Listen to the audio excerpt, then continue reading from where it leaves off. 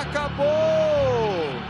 O Defensa e Justiça elimina o São Paulo no Morumbi. Como foi amargo o reencontro. E olha que já eram 18 dias sem ver o time do coração, sem reunir alguns amigos, muitos amigos, ou ir torcer sozinho mesmo.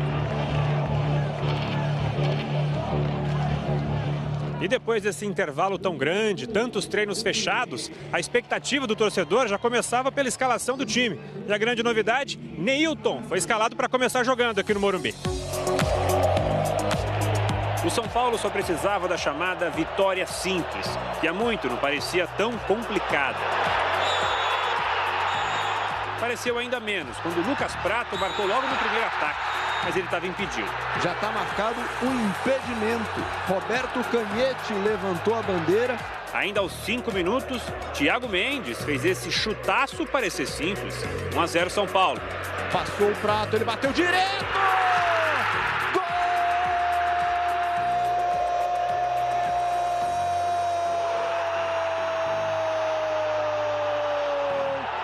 E que golaço!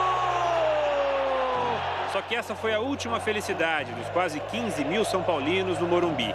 O Defensa e Justiça entrou no jogo. Renan Ribeiro defendeu a primeira, a segunda, mas não a terceira. Ele faz o cruzamento, passou, Rios deixou, vai sobrar!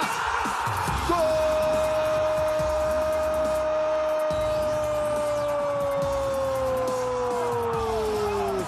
Do Defensa e Justiça!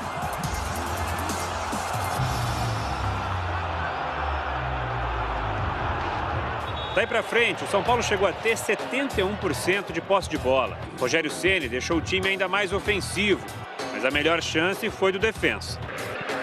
Levantamento, desvio no meio, Lucão, olha o gol, Renan Ribeiro! A tal vitória simples não veio. Terminou 1-1 no Morumbi. Festa de quem jogou apenas a primeira partida internacional de sua história.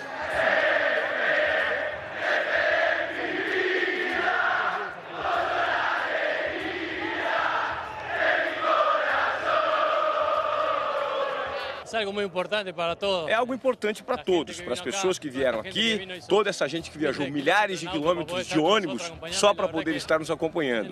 É algo histórico e muito emocionante para todos nós. Na verdade, muito emocionante para todos nós. Para o São Paulo, a história foi a terceira eliminação seguida na temporada. E a situação do treinador? Essa pergunta foi respondida antes mesmo da coletiva de Rogério Ceni. O resultado não agrada, mas o que a gente promete para a torcida é muito trabalho, a continuidade do trabalho e ele não veio para passar 4 meses e sair, isso é bobagem. Muitos jogadores não quiseram dar entrevistas. Quem falou, bancou o chefe. A responsabilidade do jogador é um treinador? A responsabilidade é dos jogadores. O Rogério é um treinador que trabalha muito bem, que dá todas as ferramentas para o time ganhar. Eu acho que não estamos conseguindo fazer isso em campo. Estamos jogando mal e a responsabilidade é nossa, não do treinador. Não é culpa do treinador.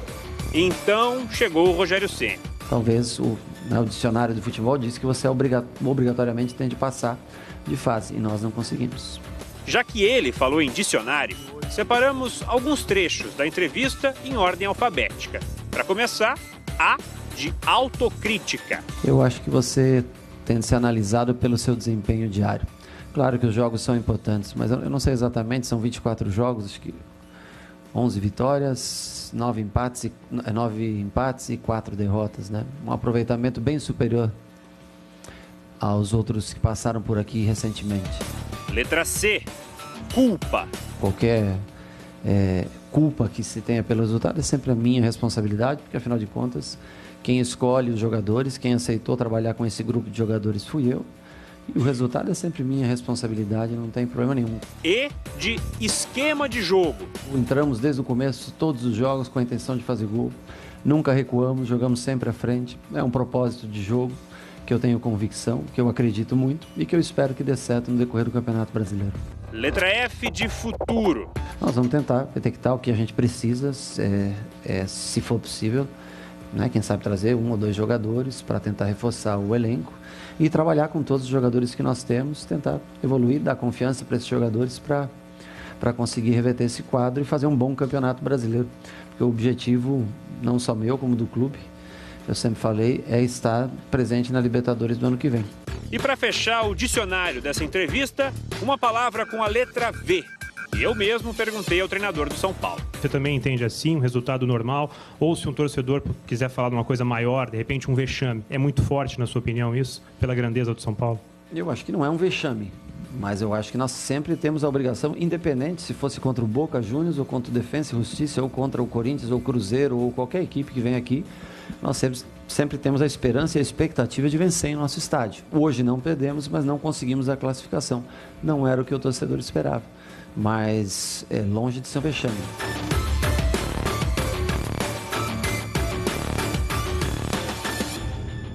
Casão, na sua opinião, está longe de ser um vexame?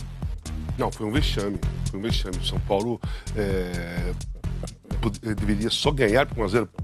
Era preciso só 1-0, porque uma equipe inexpressiva. Eu vi o jogo inteirinho.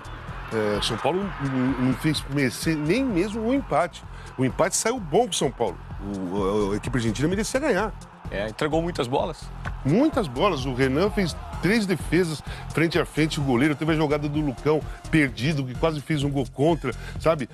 Muito, assim, nervoso em campo, sem pressão. Estranho. Em 82 anos de história do adversário, Defensa e Justiça, essa foi a primeira partida internacional. E para vocês terem noção da grandeza dessa conquista para o time da Argentina, olha o que eles colocaram numa rede social. Vou mostrar aqui, ó. Fizemos história. Quando nos perguntam qual é a primeira partida fora do país, nós vamos dizer que eliminamos o São Paulo no Morumbi. O São Paulo é um gigante, né? Claro. O futebol sul-americano.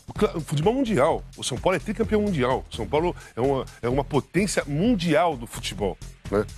Foi vexame, sim, é só fazer comparações com o não é faltando respeito, não. Historicamente, peso de camisa. Foi vexame, né? Nós temos aqui os números que o Rogério citou na entrevista coletiva e ele pauta toda a discussão, né, dele em cima desses números que são o início da temporada 2017 no comando do São Paulo. Casa, o aproveitamento é de 58%. Ele pauta muita discussão nesse aproveitamento. Mas você não acha que os times que o Rogério se refere que são times mais fracos do que os times que ele vai enfrentar no Campeonato Brasileiro? Eu acho assim, nesses números aí falta um item. 3 eliminações, 24 jogos, 11 vitórias, 9 empates, 4 derrotas, 3 eliminações. Aí dá para você analisar números, porque esses números aí não dá para ser analisado, porque o São Paulo em 4 meses e meio, nem 4 meses e meio ainda, em 4 meses foi eliminado de 3 competições. Então entra nos números também. Paulista, Copa do Brasil e ontem, agora a Sul-Americana. Então o que adianta você ganhar 11 jogos, empatar 9 e perder 4, mas no meio desses 4 ser eliminado de 3 competições? Tá, eu tenho aqui o time que o Rogério colocou em campo ontem, vamos dar uma olhada aí. Eu queria que você falasse sobre o que ele colocou em campo, depois nós temos os jogadores que ele tinha à disposição no banco, e falasse do esquema de jogo que o Rogério adota, a maneira dele trabalhar, com as peças que ele tem. Então, você concorda? Então, eu concordo com a convicção dele. Eu penso igual a ele. Uma equipe ofensiva, ele quer fazer aquilo, ele pensa em gols, ele é convicto e acredita naquilo. Isso eu gosto. Mas aí, eu acho que ele não tem o material humano com talento e com características para fazer aquilo que ele fez. Por exemplo, qual foi a intenção dele ontem? Neilton, Prato e Cueva era pressionar a equipe do Defensor. Jogador veloz, habilidoso, indo para cima. Ele não jogou bem. Ele não vem jogando bem desde o começo do ano. Ele entrou no time porque nesses 15 dias deve ter treinado bem, né? Então o Rogério acreditou nele. Mas aí você divide um pouco a culpa. É responsabilidade dos jogadores também. Quem entra em campo são os jogadores. Fala Casão, essa semana mudou de terça-feira para sexta justamente para ele falar sobre o Campeonato Brasileiro que vai começar esse fim de semana. E eu tenho uma pergunta agora da rede social, #GE São Paulo. Vamos ouvir a pergunta do São Paulo. Casão, dá uma olhada. Fala, Casão, aqui é o Marcos de Indaiatuba. Casão, você acha que com esse elenco São Paulo tem condições de disputar o título brasileiro ou até uma vaga na Libertadores, ou você acha que precisa de reforços? Valeu! O São Paulo precisa reforçar o time. Elenco tem. Muitos jogadores. O time, nesse elenco, para formar o time, não é uma equipe forte. Ganhar para ganhar o Campeonato Brasileiro, sem pensar, né? Não dá para pensar, hein? Seria absurdo eu hoje, depois de uma eliminação do Defensor Justiça, 3 eliminações, eu falar que o São Paulo tem condições de ganhar o título? Não tem. Nesse momento, não tem. Não tem.